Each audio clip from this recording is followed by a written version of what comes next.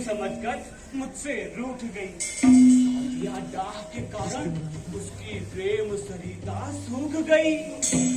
खोज लिया मैंने खोज लिया, उसकी प्रेम सरिता को फिर से लहराने का उपाय मैंने खोज लिया। हे उपस्थित सुधीजनों, ये उपाय है नाट्य प्रदर्शन।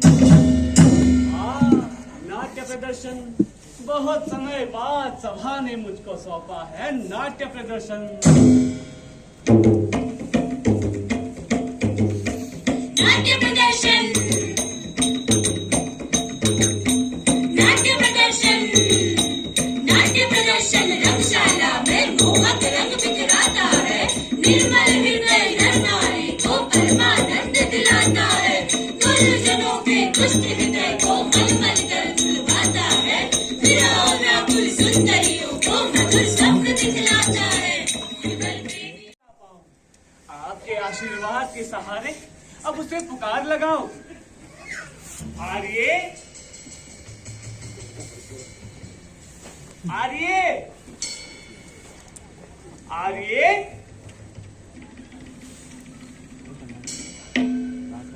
मेरी प्रिय प्रथम धर्म पत्नी, इधर तो आओ।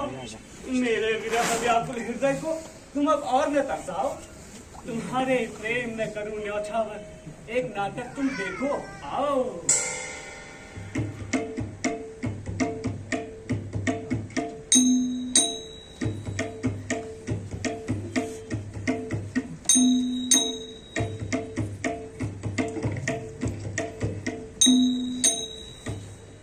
क्या सम्मानित पत्नी की कर उपेक्षा ऐसे तुम फुसलाओगे? मदिरा सेवन कर मत माते लोगों का नाटक मुझे दिखलाओगे? हाँ, ठीक तुमने ये जाना है। यही प्रहसन तो तुम्हें दिखाना है। दिखलाओ प्रहसन उसको जो तुमको है प्यारी, मदिरा सेवन में तुम्हारी जो बनती है सहचारी। तुम्हारे साथ बैठे एक आसन पर उसको नाटक दिखाऊंगा।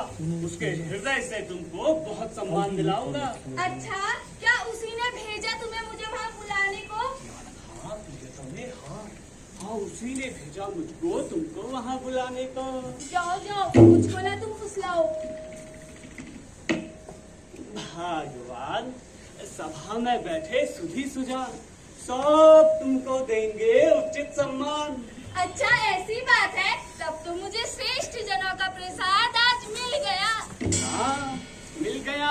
तो इस समाचार का क्या दूं तुम्हें मैं पुरस्कार? अब कितनी बार दोगी तुम मुझे पुरस्कार? क्या मैं तुम्हें पुरस्कार दे चुकी?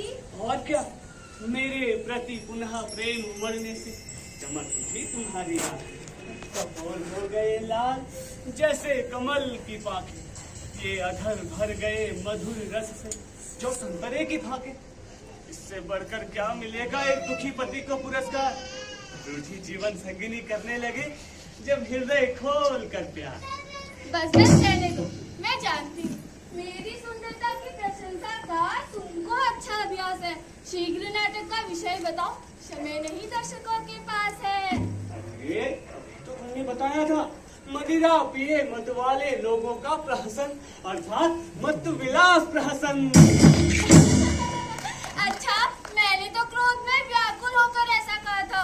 आर्य, वो कौन भाग्यशाली रचनाकार है जिनकी रचना का प्रदर्शन कर आप उनकी ख्याति बढ़ा रहे हैं? तो आइए सुनिए, जो है पल्लव वंश रूपी पृथ्वी मंडल के कुल पर्वत, जिन्होंने जीत लिए साम दाम दंड भेद से सभी सावन। बल वैभव और पराक्रम है जिनका इंद्र समान, पछाड़ दिया कुबेर को भी कर अपरिमित दान। श्री सिंह विष्णु वर्मा के पुत्र राजा परम सुजान, श्री महेंद्र विक्रम वर्मा है जिनका नाम। सब प्रकार के शत्रुओं का करके दमन, परोपकार में लगे कहलाते दया निधान। श्रेष्ठ राजाओं के सारे श्रेष्ठ गुणों के साथ साथ शिल्प, कला और काव्य कलयुग में कहीं और स्थान न पाकर उनकी शरण में चले जाते हैं। जिस प्रकार प्रलय के अंत में सारी सृष्टियां संसार के आदि पुरुष की शरण में चली जाती है, ऐसे पृथ्वी भूषण महाराज महेंद्र विक्रम वर्मा की रचना है ये मत विलास प्रहसन। ओहो, इतनी लंबी प्रशंसा। अब तक तो हो जाता पूरे नाटक का प्रदर्शन। क्या देखते नहीं कितने आकुल व्याकुल हो गए दर्शकगण। क्षमा क्षमा क्षमा, काम स्वयं होता है सद्गुणों की पहचान। काम छोड़ गुणगान है कलयुग की पहचान। क्योंकि मैं भी स्वयं को रचनाकार समझता हूँ, इसलिए कलयुग की प्रवृत्ति ने मेरी भी मति हर ली है। प्यारी देव सोमा, प्यारी देव सोमा। अरे रे, ये कौन है जो पागल गधब की तरह भटक रहे स्वर में बोल रहा है, अपनी सहचरी संग डोल रहा है। लगता है अत्यधिक प्रशंसा से इसकी सहचरी ने इसकी मति हर ली है। हरी हरी देव सोमा। क्या ये दोनों कोई कवि या कलाकार हैं? नहीं, ये दोनों मदिरा से मदमस्त मति भ्रष्ट कपाली और कपालिनी है। इससे पहले कि इनको देखकर हमारे भी मति भ्रष्ट हो, भाग चले यहाँ से। हाँ, जहाँ इनकी छाया भी न पड़े।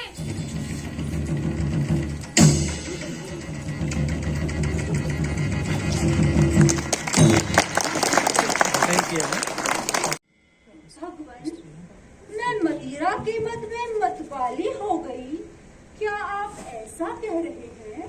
क्या कहा? कह रहा हूँ मैं कैसा? मैंने तो कुछ नहीं कहा ऐसा। तो क्या मैं ही मदिरा के मद में मतवाला हूँ? हाँ, हूँ मैं मतवाला मदिरा के मद में। स्वामी, घूम रही है पृथ्वी भी होकर मदिरा के मद में मतवाली।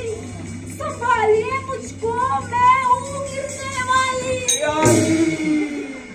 मैं आया, मैं आया।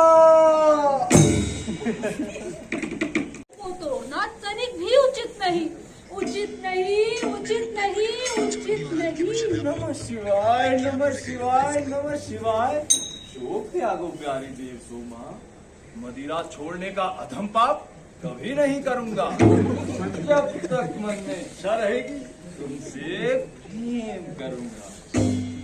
भगवान के इन आदेशों का पालन सदा करूंगा।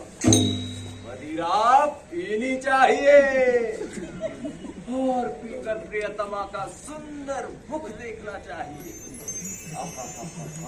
स्वभाव से सुंदर पर देश विकृत होना चाहिए। आपकी आयु लंबी हो भगवान। नमः शिवाय, नमः शिवाय। मानव जाति को आपने दिया ये अद्भुत मोक्ष उपाय।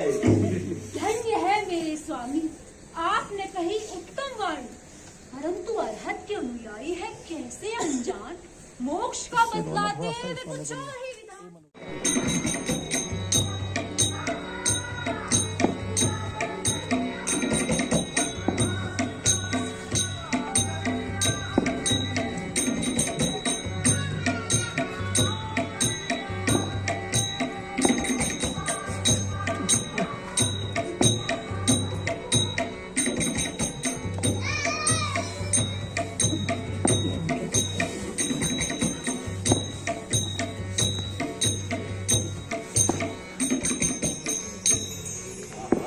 प्यारी देखो, देखो ये कांचीपुरी की अनुपम शोभा।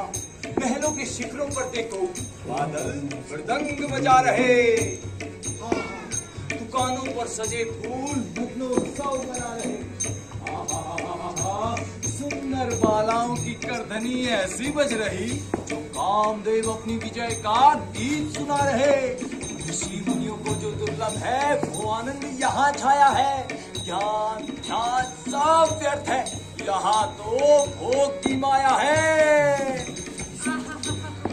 स्वामी, मदिरा जैसी पावन ये नगरी कांची है। झूठा ये संसार केवल मदिरा ही साची है। प्यारी जाऊं मैं तुम्हारी बलिहारी। मदिरा की दुकान यज्ञ स्थल से न्यारी। दुकान के झंडे का प्रभाव यज्ञ स्तंभ है। मदिरा है सोमरस और मदिरा विक्रेता पुरोहित हैं। मदिरा के प्याले पूजा के बाद चूल्ही पर पका हुआ मांस हवन पदार्थ है। मदिरा के मन में उन्मत्त जनों के उखड़े हुए स्वर वेद मंत्र हैं। इधर उधर टकराते बर्तन वाद्य यंत्र है। धन्य है स्वामी, ऐसे पावन यज्ञ स्थल में भिक्षा हमारी भगवान रुद्र का प्रसाद बन जाएगी।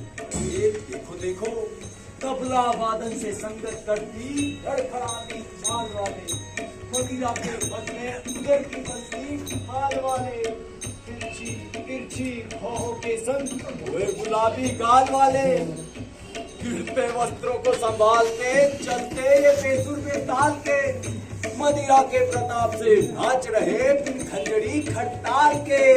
धन्य है आचार्य तो बड़े रसिक निकले। प्यालों से भरी इस मदिरा की महिमा सुन, ये सुंदरियों के 16 श्रृंगार को लगता, प्रेम की असफलताओं में कुपित जनों की आरती। यौवन के रंग भूमि को जैसे गणिका कोई निहारी, विलासियों के तन मन में प्राण शक्ति संचार। जैसे ब्रह्मा जी के कमंडल से निकली गंगापति पावनी, वैसे ही शिव की क्रोधाग्नि ने कामदेव को पिघलाकर बना दी मदिरा मोक्षदायिनी। धन्य है भगवान शिव धन्य है, आपने अपने क्रोध से कामदेव को पिघलाकर मोक्षदायी मदिरा बनाकर बड़ी कृपा की है अपने विशेष भक्तों पर। प्यारी, तुमने कितना उचित कहा री। भिक्षाम देहि, भिक्षाम देहि।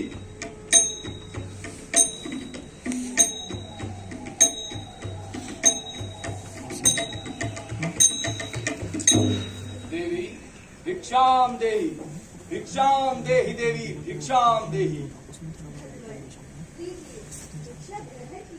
अवश्य देवी, मैं भिक्षा लेकर तुम पर कृपा करूंगा।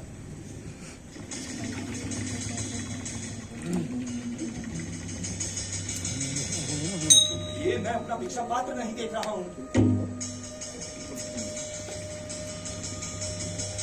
हाँ भगवान, मुझे भी नहीं दिखाई पड़ता। तो संभवतः भूल गया मैं मदिरा की दुकान पर। देखेंगे उसे लौटकर। ओहो स्वामी, ये तो अनर्थ हो गया। आदर पूर्वक मिल रही भिक्षा को न कर पाए स्वीकार। अब क्या करें? करिए शीघ्र विचार।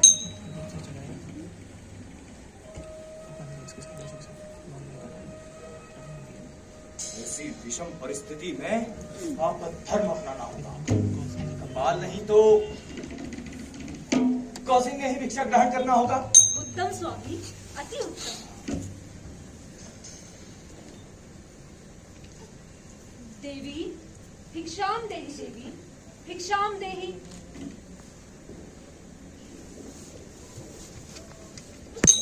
ये मैं अपना भिक्षा पात्र नहीं देख रहा हूँ। हाँ स्वामी, चलिए शीघ्र खोजें।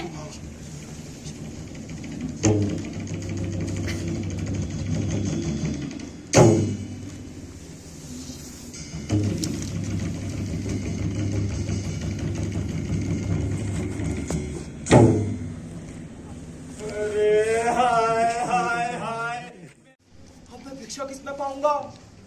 कपाल बिना मैं कपाली कैसे कहलाऊंगा? हाय हाय, मैं मर गया। जिस कपाल ने मेरा खाने पीने सोने में दिया सदा ही साथ, उस सच्चे मित्र के बिछुड़ने से हुआ मुझे क्या नौसाद। हाय हाय हाय।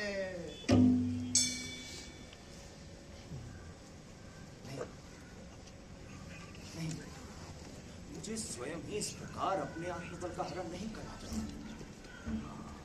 अपनी दिव्य शक्ति से मिले ज्ञान का स्मरण करना चाहिए। मुझे ज्ञान हो आया। कपाल तो केवल लक्षण है, और लक्षण के बदल जाने से कोई व्यक्ति बदल नहीं जाएगा। जैसे सींग के हट जाने पर कोई बैल बैल ही तो कहलाएगा, वैसे ही कपाल के हट जाने से कपाली सदा कपाली ही कहलाएगा। धन्य है स्वामी, आपने तो मोक्षदायी ज्ञान का बखान ही कर दिया। फिर भी सोचना तो होगा कि किस दुष्ट ने हमारा कपाल हर लिया। हाँ पिए, हाँ।